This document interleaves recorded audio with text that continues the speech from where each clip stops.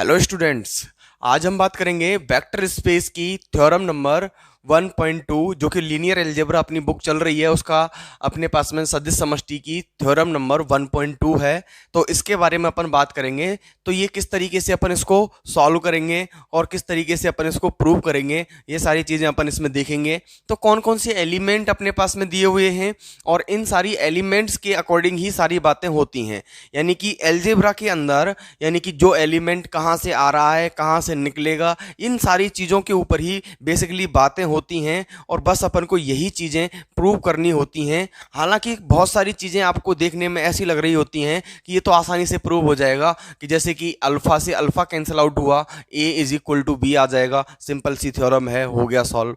लेकिन इसमें कई सारी चीज़ें अपने पास में कंडीशंस के अकॉर्डिंग फॉलो होती हैं कि कौन सा एलिमेंट कहाँ से आ रहा है। ये वाली कंडीशन अपन को फॉलो करते हुए इन सारी चीज़ों को प्रूव करना होता है। ठीक है, तो इसमें अपन देखेंगे कि अल्फा ए डॉट अल्फा फर्स्ट पॉइंट को अपन प्रूव करें तो फर्स्ट पॉइंट जो है वो है कि a dot alpha is equal to है बी डॉट अल्फा।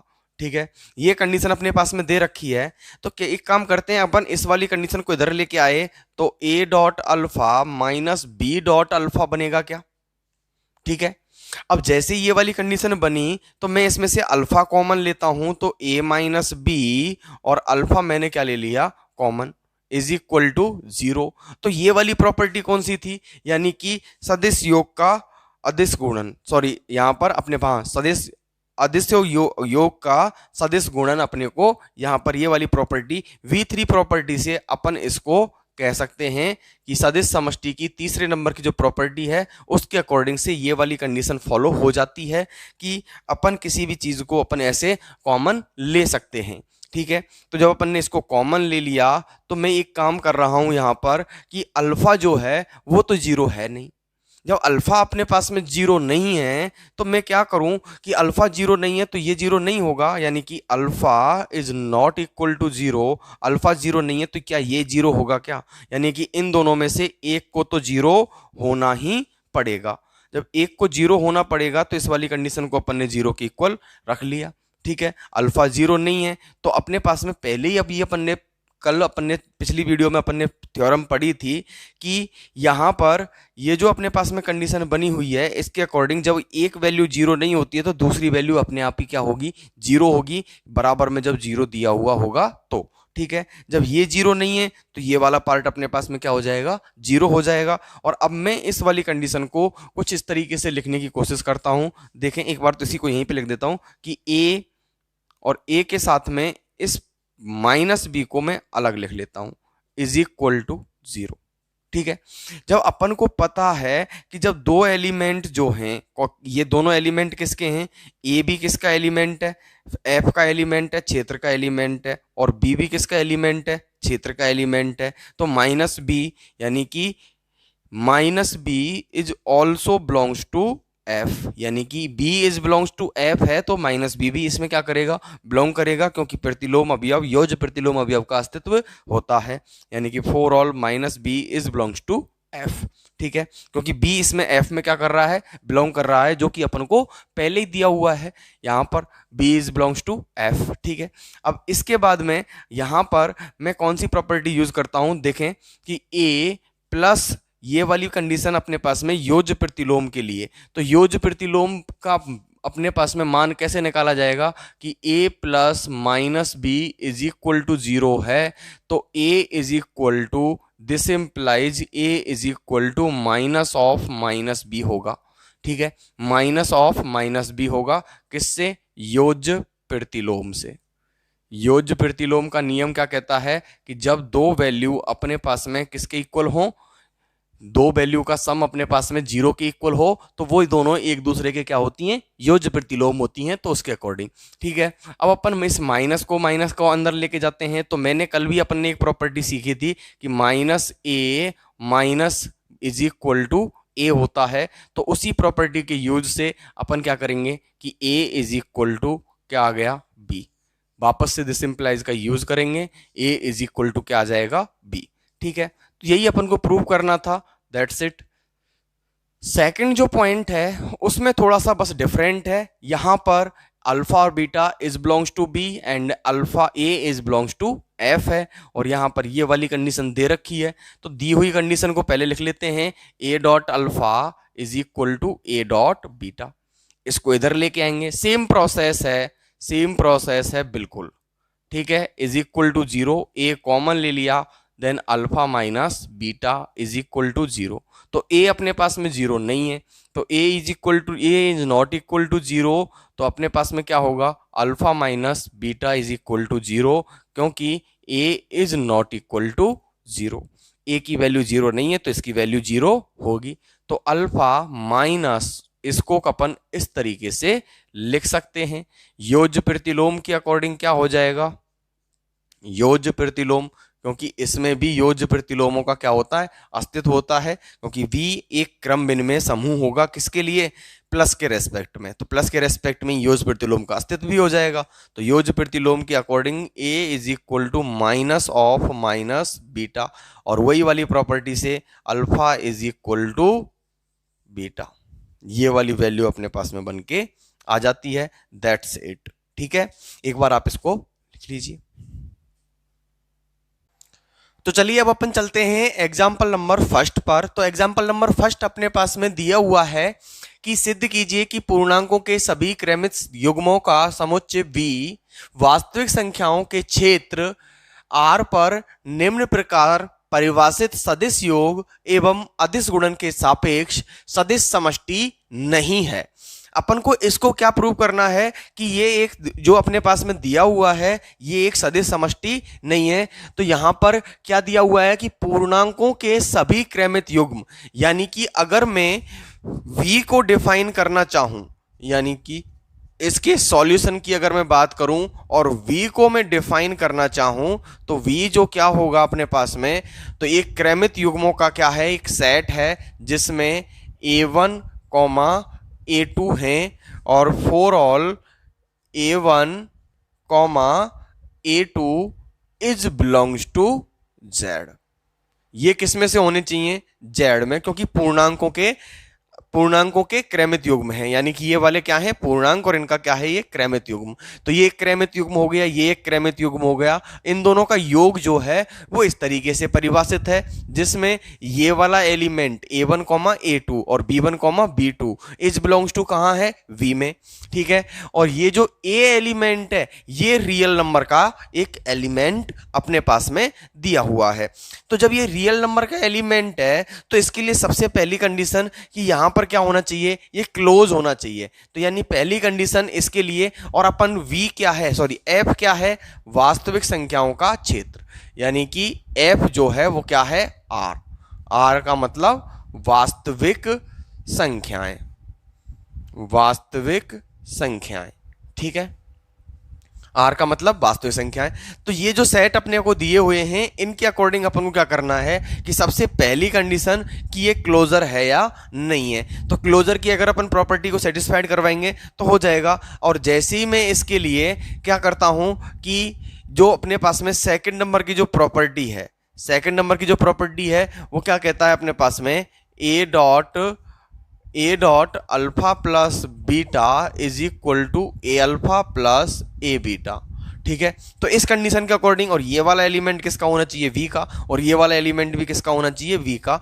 तो मैं यहां से एक छोटी सी अपन यहां पर एक कंडीशन अप्लाई करके देखते हैं कि मैं ए डॉट A1, A2 इसको करके देखता हूं। तो मेरे पास में क्या निकल के आता है, ए डॉट A1, ए डॉट A2, ठीक है। तो ए डॉट A1 कहां पे होना चाहिए, V का, सॉरी इसका Z का सेट होना चाहिए, ये V में बिलोंग करना चाहिए। ये वाला पार्ट जो है, ये वाला जो दिया हुआ है वे V में होना चाहिए। और V में होने के लिए V की डेफिनेशन के अकॉर्डिंग ये वाला और ये वाला दोनों जो एलिमेंट हैं वो किसके एलिमेंट होने चाहिए, Z के।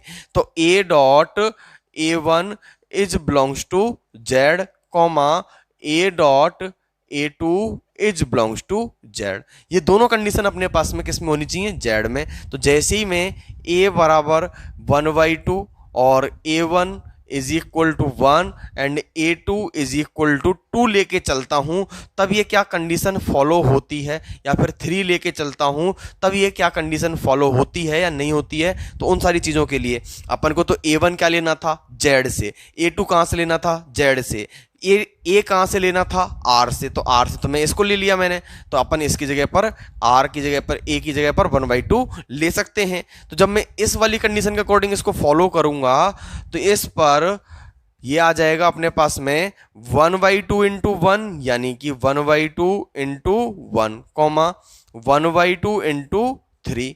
तो ये एलिमेंट बना क्या, 1/2 comma 3/2 and 1/2 comma 3/2 does not belongs to z. ये जेड के अंदर होते नहीं है, तो इसका मतलब अपन कह सकते हैं कि क्या ये सदिश समष्टि होगा, बिल्कुल ही नहीं होगा, यानी कि ये सदिश समष्टि नहीं है। अपन यहां पर अपन लिख सकते हैं अतः यह सदिश समष्टि नहीं है। ठीक है स्टूडेंट्स, अब आप एक बार इसको लिख लीजिए। तो नेक्स्ट है अपने पास में एग्जाम्पल नंबर 2 जो कि अपने को दिया हुआ है, यदि v ऑफ f एक सदिश समष्टि है तब -1 into alpha is equal to minus alpha for all alpha is belongs to b, यानी कि v के एलिमेंटों के लिए -1 dot alpha is equal to minus alpha होता है। ये हमको क्या करना है, प्रूव करना है। तो देखें, यानी कि अपने पास में एक प्रॉपर्टी अपन ने पहले पढ़ी थी कि क्या, कि यहां पर अपन ने एक प्रॉपर्टी पढ़ी थी, उस प्रॉपर्टी के अकॉर्डिंग इसको अपन यूज करते हैं और उसी के अकॉर्डिंग इसको क्या करेंगे, अपन सॉल्व करेंगे। तो मेरे पास में जो प्रॉपर्टी थी वो क्या थी, a dot minus alpha, sorry minus a dot alpha minus a dot alpha is equal to minus a alpha, minus a dot alpha, ये अपने पास में इस तरीके से हो जाता था, ये अपन को पता है। ठीक है, ये हमने थ्योरम से सीखा था, तो लिख देंगे प्रमेय 1.1 से, यानी कि 1.1 प्रमेय से अपन ने इस वाली कंडीशन को फॉलो किया था। ठीक है, अब यहां पर ये वाली कंडीशन फॉलो हो चुकी है, तो क्या मैं a बराबर 1 रख सकता हूं क्या, 1 लेने पर, और a जो है वो किसकी वैल्यू है, a जो वैल्यू है वो किसकी है, f की। तो a is belongs to f comma 1 is belongs to f। तो 1 एक f एक क्या है, क्षेत्र है। तो क्षेत्र में अपने पास में गुणन तत्समक अवयव एक का अस्तित्व होगा कि नहीं होगा। जब इसका अस्तित्व है तो a की वैल्यू में 1 ले सकता हूं कि नहीं ले सकता हूं। तो यहां पर जैसे ही मैंने a की वैल्यू 1 ली है तो अपने पास में क्या बन के आ जाएगा कि -1 into alpha is equal to -1 into alpha. ठीक है, अब 1 इंटू अल्फा करेंगे तो अल्फा आ गया, तो क्या आ गया माइनस अल्फा, यानी -1 dot alpha is equal to minus alpha. यानी कि पहली कंडीशन अपने पास में क्या हो चुकी है, प्रूव हो चुकी है। अब अपन बात करते हैं सेकंड नंबर की प्रॉपर्टी पर, सेकंड नंबर की कंडीशन पर। तो सेकंड नंबर की जो कंडीशन दी हुई है वो है beta plus alpha minus beta is equal to alpha. ये अपन को क्या करना है, प्रूव करना है। ये तो अपने आप ही आ जाएगा जब ये प्रूव होगा तो। ठीक है, तो बीटा प्लस, अगर मैं इस वाले को आगे लिख लूं, पहले एक बार इसको ऐसे लिख लेते हैं, ए प्लस माइनस बीटा। तो इस तरीके से लिखा, जब अपन ने इस कंडीशन को इस तरीके से लिखा है तो अल्फा प्लस, और ये वाली जो वैल्यू है इसके लिए क्या मैं आगे वाली वैल्यू लिख सकता हूं और इसको पीछे लिख सकता हूं क्या, यानी माइनस बीटा प्लस अल्फा, ये वाली कंडीशन हो गई। और इसके अकॉर्डिंग जब मैं इसको सॉल्व करूंगा तो मेरे पास में क्या आ रहा है अपने पास में, यानी कि क्रम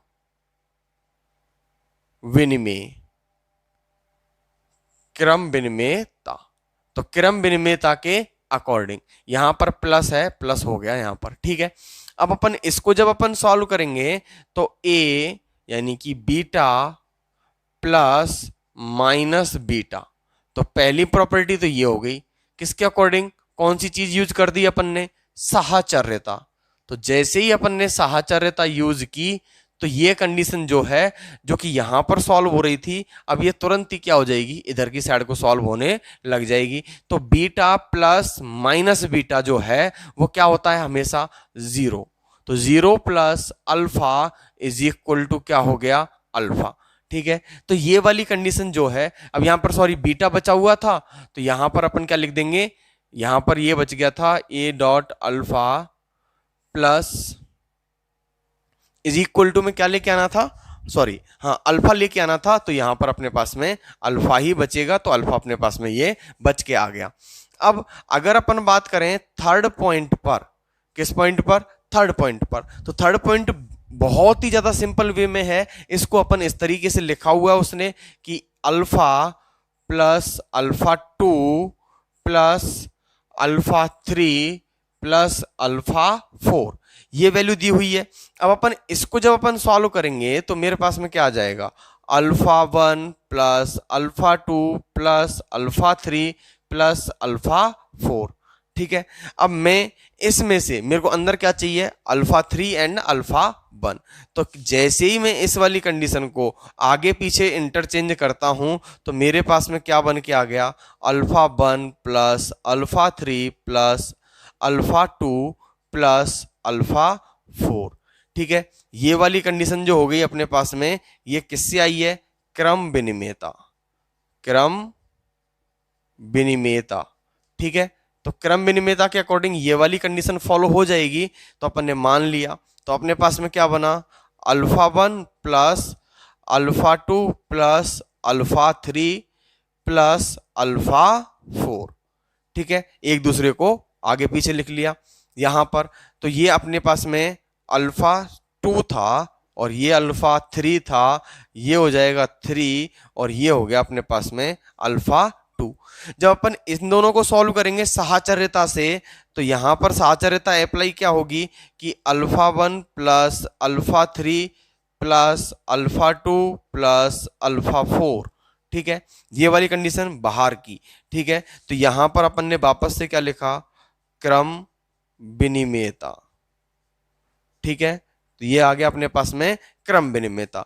और जब अपन इसको और इसको से यहां पर चेंज करेंगे तो ये वाली कंडीशन जो थी, उसके बाद में यह आया था साहचर्यता, और साहचर्यता के बाद में वापस से क्या लगाओ, एक क्रम विनिमेयता। तो वापस से क्रम विनिमेयता अप्लाई करेंगे तो ये आ गया अपने पास में अल्फा टू और ये अल्फा वन, ये alpha three plus alpha four, that's it. और यही अपने पास में इसको क्या करना था, प्रूव करना था।